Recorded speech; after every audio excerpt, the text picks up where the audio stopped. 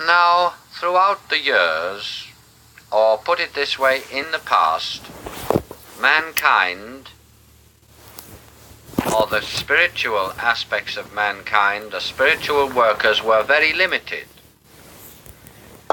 You had to be a certain stage of initiation before you could gain sufficient energy to do very much good in the world. This state of affairs existed until a very significant happening took place. A significant happening which was to result in the vaporization of 600,000 women, children, and old people in 2 Japanese cities. I needn't remind you what this happening was. You know. We had again on this earth rediscovered atomic energy. We had again on this earth used atomic energy for the 3rd time on this earth to kill, to maim, to cripple children. We had again used a power which is virtually a God-given building power. The atom is God's building blocks, you know. A God-given building power. We had used it for wrongful purposes. Thou shalt not kill, being the law.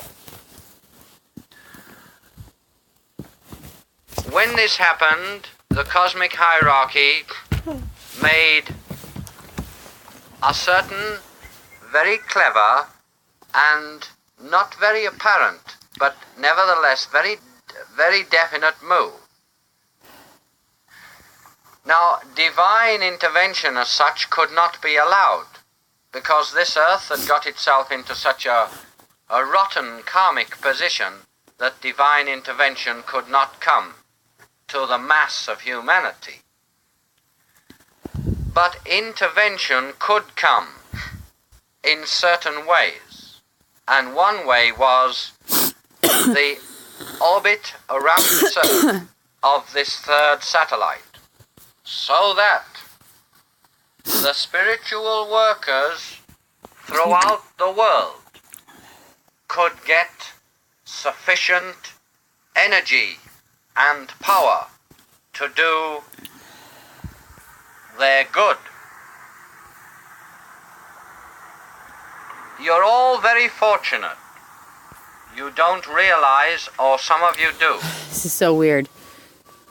But the majority don't realize how fortunate they are. If they did, they wouldn't be able to contain themselves from joy. A few years ago, and not many, a few years ago, you would have to be equal to an adept to be able to manipulate the energy any man, woman, or child in that audience can tonight. That's why I say you're extremely fortunate. There's an old saying that says an ill wind, it's an ill wind that blows nobody any good. The attack or the use of atomic energy for foul, sinful, and wrongful purposes, strange way was to prove a great help to the spiritual people on the earth, because the 3rd satellite could then come in orbit and give to each and every one of you powers equivalent to those only used by adepts in the past. It's awesome. And I'm connecting to that. Now, how I've got photographs of it. does this power affect you? How does it work? Well, first of all, I would like to say that the third satellite, despite its vast bulk, cannot be seen by the naked eye. Right as I said that. Cameras, you can. It's invisible. I'll tell you why it's invisible. If you have your spectacles on, and I hold that up now, you will see it. Why will you see it? Because there is a stream of photons hitting that white paper, being reflected from that white paper, impinging themselves through the lenses you call eyes on the nervous system of the brain, and this white paper manifests to you as white paper. Simple. Supposing I wanted to make that white paper invisible, how would I do it? I would do it in one of two ways. One of three ways. Number one, turn the light out. Supposing that this can't be done, then I would adopt number two, dematerialize it, and put it in another system of dimensions. But supposing I wanted to use this as paper to write on, I couldn't do that. So therefore I would have to adopt number three. The photons come from the light, hit here, and go back. So the answer is obvious. All I have to do is I can't put the light out. I can't dematerialize it, but what I can do is to stop the photons going back to you. And if I do that, I can hold that paper up all night. You can get a 1,000,000-volt arc lamp, put it on that paper, and it will still be quite invisible. Why? Because the photons are not reflected from it. Now supposing I have around this piece of paper a magnetic screen. Oh my gosh. And supposing I'm quite willing to allow the photons to come against this magnetic screen, but instead of them allowing them to bounce back, I revolve them around through the magnetic screen in a 360-degree arc. What? That paper becomes invisible, and yet it's still paper and still usable. This method of invisibility is adopted by the space people on a lot of their craft, and certainly by the people on satellite number 3. I said it can't be tracked by radar. What is a radar? A radar is a wireless apparatus that emits a pulse, a radio pulse, a regular radio pulse. The radio pulse virtually consists of a stream of particles. Science is still debating now whether they're particles or whether they're magnetic energy in a pure state. I'll tell you what they are. They are particles. Emits a stream of radar particles. These particles go out through space until they hit our white paper, and then they're reflected back. Picked up, the image is shown on an oscilloscope, and that white paper looks like a tiny blob on the oscilloscope. Now, supposing I didn't want the white paper seen by radar. I've already made it invisible, but radar can still pick it up. But supposing I don't want radar to pick it up, what do I do? Simple. Absorb the radar particles into the same force screen, and radar can bombard it all night, still not show up as a ghost or image on the oscilloscope. This is how the space people make satellite number 3 invisible. What are these manipulations? Well, I'll tell you. The third satellite is there solely to send energy down to people who will use this energy in any way for the benefit of mankind. People needn't be an adept to use it. Ordinary people can use this energy. And how does it work? Well, it works according to a very strict formula. Nothing that the space people do, by the way, is haphazard, and they are great cosmic scientists. And everything they do does work to a strict formula, by the way. Now let us take a hypothetical case. Supposing Mrs. Smith hears of her friend Mrs. Jones being hurt and put in hospital. What's the first thing Mrs. Smith does if she's a decent-minded person with a spiritual outlook? She says a little prayer for Mrs. Jones. This is the first thing she does. When she says a prayer for Mrs. Jones, what is she doing? Well, she is directing a beam of energy from herself to Mrs. Jones, because that is prayer. Prayer is a way to direct energy from point A to point B through the control of thoughts. That is prayer. So, she directs this beam of energy by thought control to Mrs. Jones. Let us suppose that Mrs.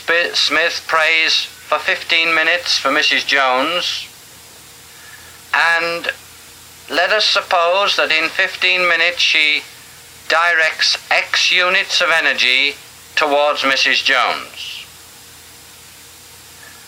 When the third satellite is in operation, if Mrs. Smith prays for the same 15 minutes in the same room, in the same way, for the same Mrs. Jones, for the same complaint, she will not direct X units of energy towards her. She will direct 3,000 X units of energy towards her. No way. In other words, all prayer, all healing, all teaching, all spiritual things are enhanced 3,000 times during the time that this satellite is in orbit. When is it, though? All spiritual activities. If any of you, and you can all use this, it's there for you to use. You're entitled to use this energy. If any of you are planning any spiritual event at all, any move of a spiritual nature, or to do with spiritual things, higher things, no matter what it may be, then try to fix that move so that it falls in the time that this satellite is orbiting round the Earth, and you will be helped greatly by unseen but nevertheless present hands to bring this move about. If you are concerned with teaching, you will be helped to teach. Healing, you will be helped to heal. Whatever it is, you will be helped. Not by a presence, not by messages, because you will not receive messages from the third satellite. It's closed to radiation of messages, except through one channel. This is to avoid confusion, and only to avoid confusion. But you will receive something far more vital, far more important, far more usable, far more practical in a lot of ways. That is a beam of energy. And the beam of energy put down by the third satellite is put on individuals and groups of individuals throughout the Earth. And this beam, these individual beams, are the size of 1,000th part of the finest hair on your head. They are invisible beams, but they have strength to move mountains. if you have the faith to move mountains. Third, satellite operate on behalf of all of us, on this earth. And this satellite, my friends, is there for your use. Now you might say, well, how can the people on this satellite be sure that the energy we use will only be used for spiritual purposes? For instance, the energy in the atom is good. It's God-given energy. It's the way that mankind use it that is wrong. Then you might say, well, how can the space people be certain?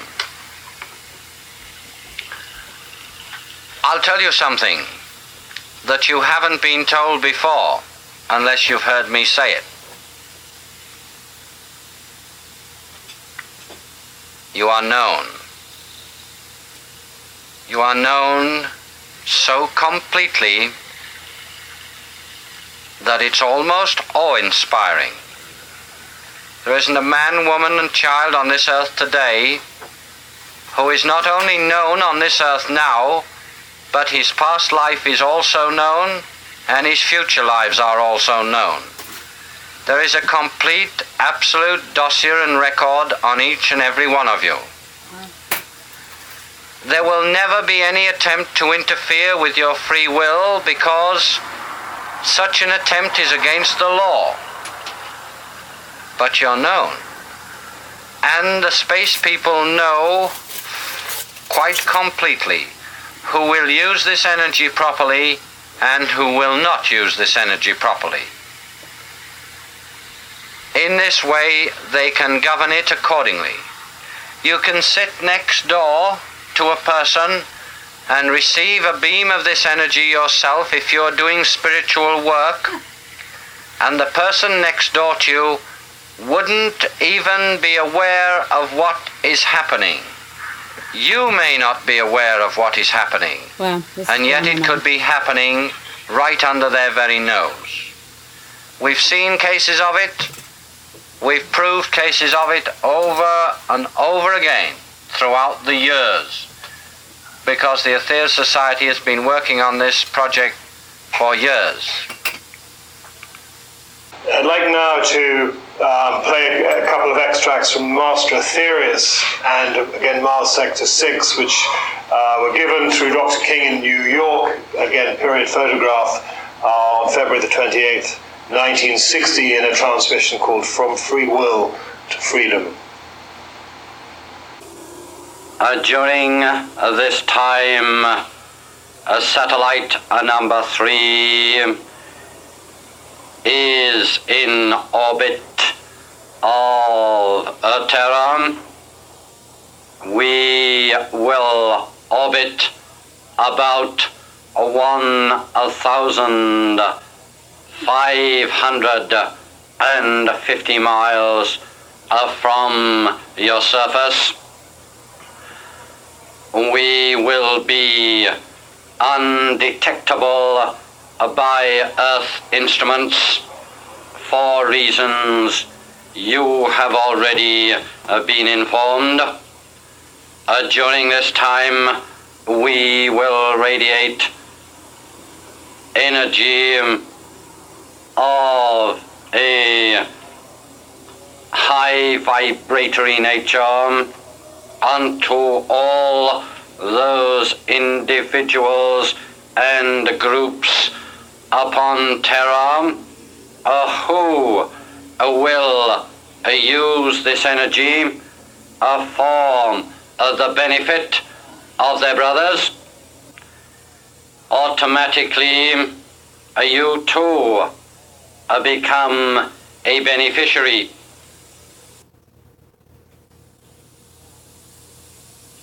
How can you do this? I will repeat myself for your benefit. By being of service to others, and by being of service to others at this holy time, bringing down the great energy and power from satellite number 3 down through you, out unto your suffering brother, to suffering, downtrodden humanity, and helping to raise them. This is the great key, the great yoga, the great practice, the great Christianity, the great religion, the greatest deeds that you can do in these days. Service, service, service is the key which will open the doors to all the powers, to all forms of enlightenment.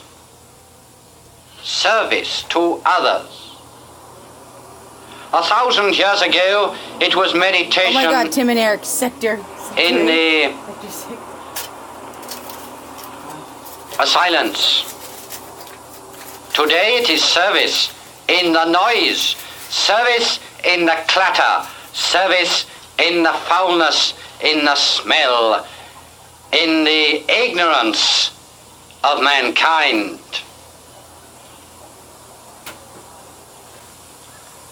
Use the great powers, my dear friends. I appeal to you.